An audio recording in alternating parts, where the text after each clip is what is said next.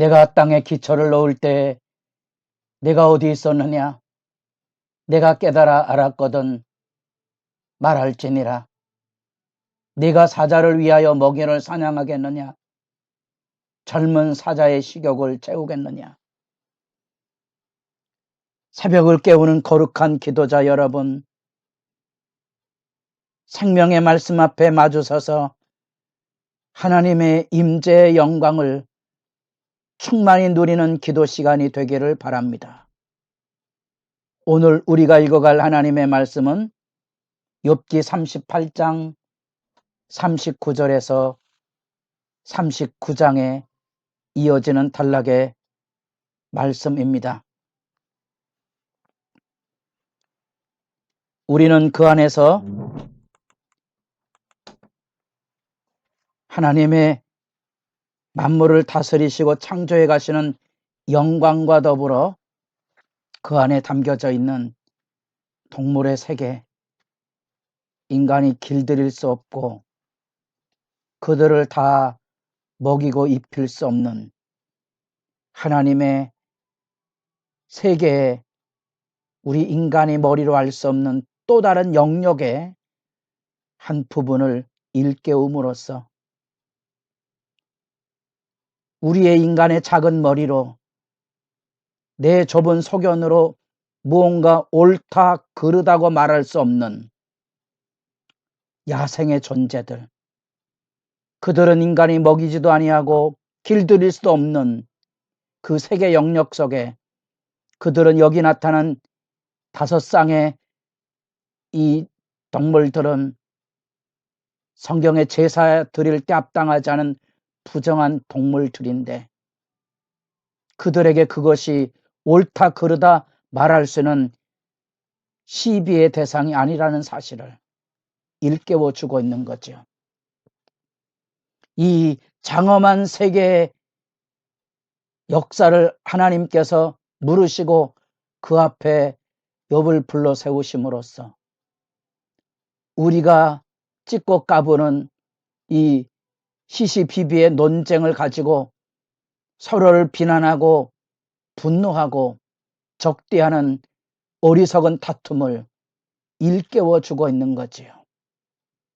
흔히 애들 장난처럼 소화적인 생각, 인간의 한계로 자연 만물을 다 이해할 수 있다는 이 좁아진 소견의 모습을 깨뜨림으로써 보다 큰, 어쩌면 하나님이 어떻게 무죄한 자에게 고난을 베푸시는가, 작은 머리로 헤아릴 수 없는 시시비비에 탄식하고 절규하고 엎어진 욥에게 하나님은 우리 인간이 다 헤아려 할 수 없는 영역 밖의 세계를 보여주심으로써 하나님 앞에 겸비하게 엎드려지며 우리의 작은 머리로 알 수 없는, 그래서 고난을 겪은 이후에야 비로소, 고난을 넘어서 그 이후에야 비로소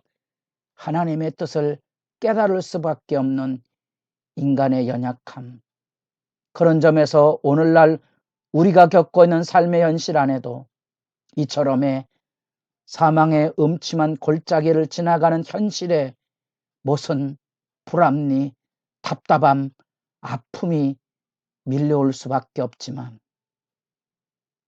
이런 하나님의 세계의 웅대함과 내 중심, 인간 중심의 세계가 아닌 하나님의 창조세계의 다양함 속에 하나의 존재인식을 가지고 삶으로써 하나님의 지혜를 구하고 엎드려지는 믿음의 진실함을 다시 욥을 통하여 배우는 지혜의 시간이 열려지기를 바랍니다. 나 중심의 생각에서 논쟁과 다툼이 있듯이 하나님은 욥에게 더 큰 세계를 펼치시고 보이십니다. 내 중심이 아니다. 너와 나와 또 다른 세계의 영역이 있고 그곳에 하나님의 놀라운 주권과 권능의 품이 있는 것을 아는가 하고 시각을 열어주고 그 하나님의 영광을 비추어 주는 거지요.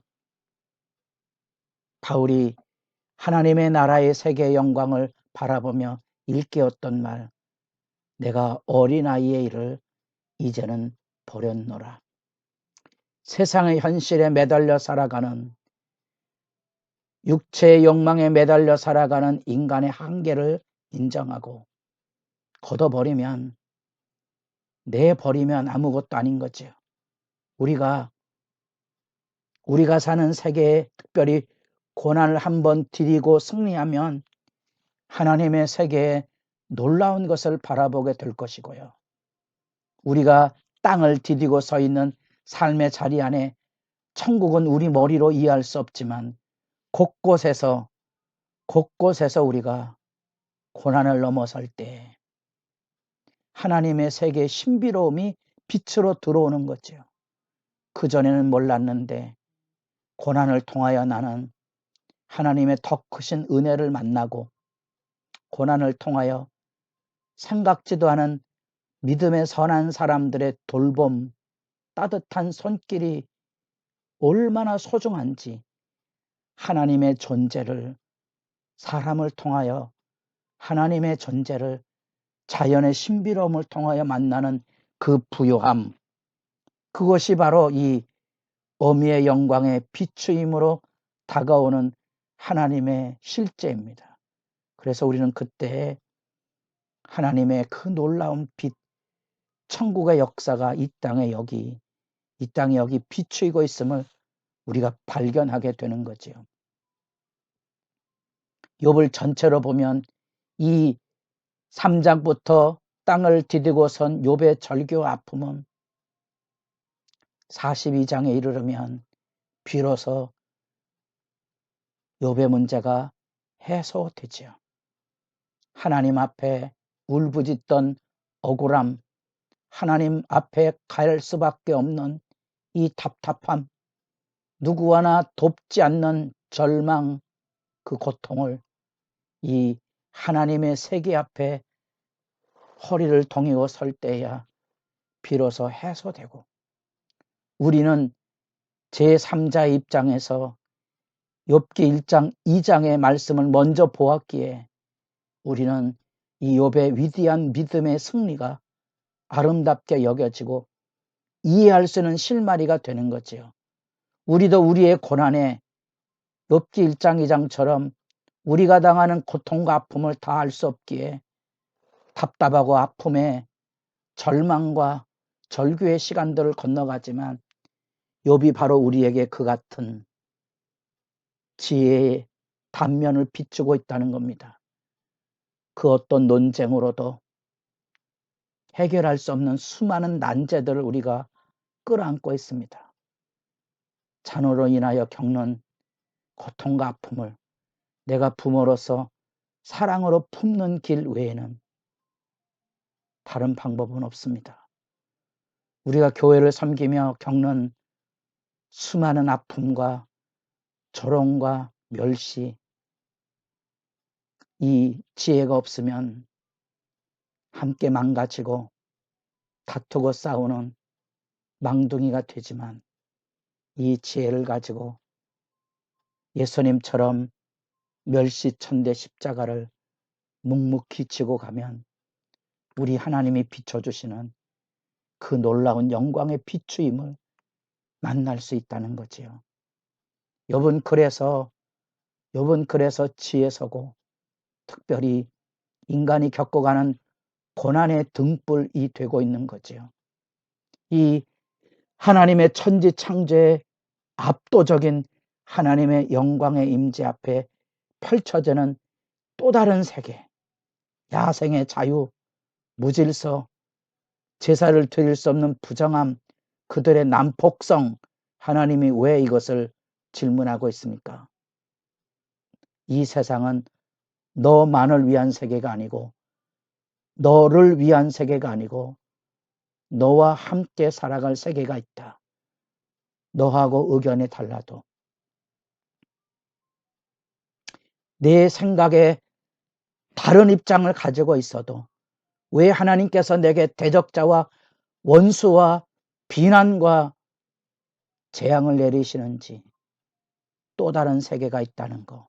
더구나 이 인간의 영역 너머에 자연의 이 놀라운 신비로움 안에도, 선악의 시비를 가릴 수 없는 그 세계 안에도 하나님이 그들을 먹이고 입히고 돌보는 영광의 장면을 보느냐.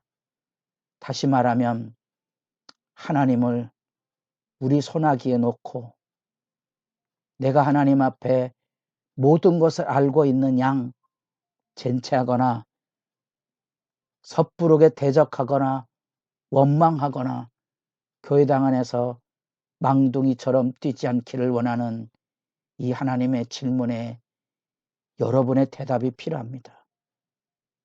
남자와 여자라는 이 놀라운 신비한 하나님의 존재, 창조의 신비가 서로 다름을 겸허히 인정하고 존중하고 받아들여야 될 부부의 지혜라는 거.